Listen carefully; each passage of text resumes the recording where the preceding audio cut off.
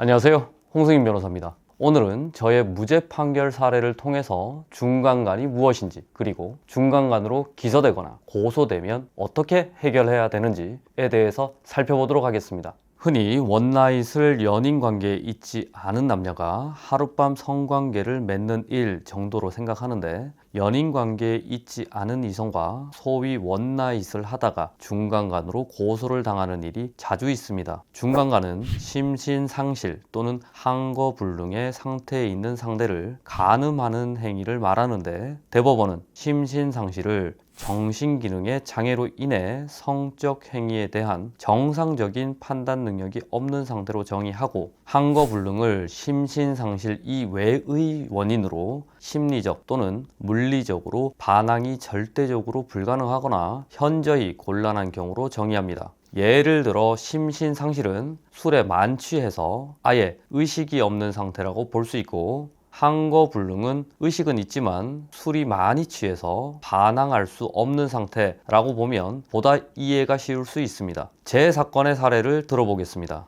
제 의뢰인 A씨는 어느 날 평소 알고 지내던 지인 여성과 우연히 술자리를 가게 되었고, 술집들이 문을 닫는 시간 모텔에서 술을 더 마시기로 했습니다. 그렇게 모텔로 이동한 다음 누가 먼저라고 할 것도 없이 자연스럽게 손을 잡고 스킨십을 시작했고, 이어 성관계까지 하게 되었습니다. 다음날 아침에 일어나서도 상대 여성과 별일 없이 헤어졌고, 그렇게 수일 동안 아무 일이 없었는데 갑자기 중간간으로 고소를 당하게 됩니다. 알고 보니 그 여성은 남자친구가 있었고, 사건 당일 외박을 한 일로 남자친구와 다투다가 A씨를 중간간으로 고소한 것이었습니다. A씨는 저와 함께 국민참여재판을 통해서 무죄 판결을 받았는데, A씨가 무죄 판결을 받게 된 중요한 이유들이 있습니다. 사건 당일 A씨와 상대 여성 사이 성관계는 실제로 두 사람만 아는 일이기 때문에 한쪽이 이미 고소를 한 상황에서는 서로 다른 주장이 나올 수밖에 없습니다.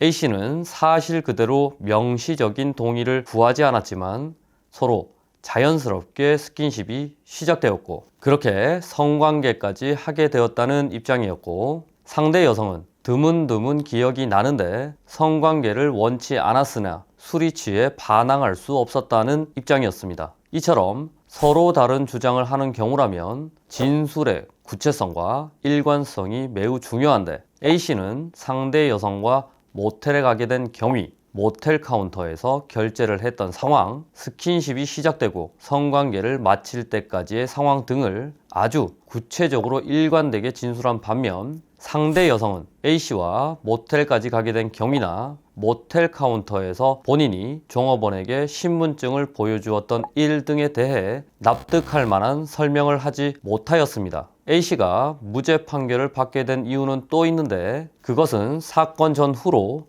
상대 여성과 연락한 통화 녹음과 문자 메시지, 카카오톡 등이었습니다. 상대 여성은 남자친구가 있음에도 사건 당일까지 A씨에게 먼저 술을 마시자고 연락했었고, 특히 사건 이후 A씨에게 외박한 것을 남자친구에게 뭐라고 설명해야 할지 모르겠다고 연락한 사실도 있었습니다. 결국 중간간으로 기소된 A씨가 무죄 판결을 받게 된 이유는 CCTV, 통화녹음, 문자메시지, 카카오톡 내용 등의 객관적인 증거와 이러한 증거에 더해진 구체적이고 일관된 진술이 있었기 때문인데, A씨는 배심원 7명의 만장일치로 무죄 판결을 받아 최종 무죄 판결되었지만, 중간간의 공소 사실을 다투다가 유죄 판결을 받게 되면 실형이 선고될 위험성이 높기 때문에 수사 단계에서부터 변호인을 선임해서 변호인과 함께 증거를 확보하고 사건에 대해 일관성 있게 진술하는 것이 필요합니다. 이렇게 오늘은 저의 무죄 판결 사례를 통해서 중간간이 무엇인지에 대해서 살펴보았는데, 다음 영상에서는 국민참여재판이 실제로 어떻게 진행되는지에 대해서 좀 더 자세히 살펴보도록 하겠습니다.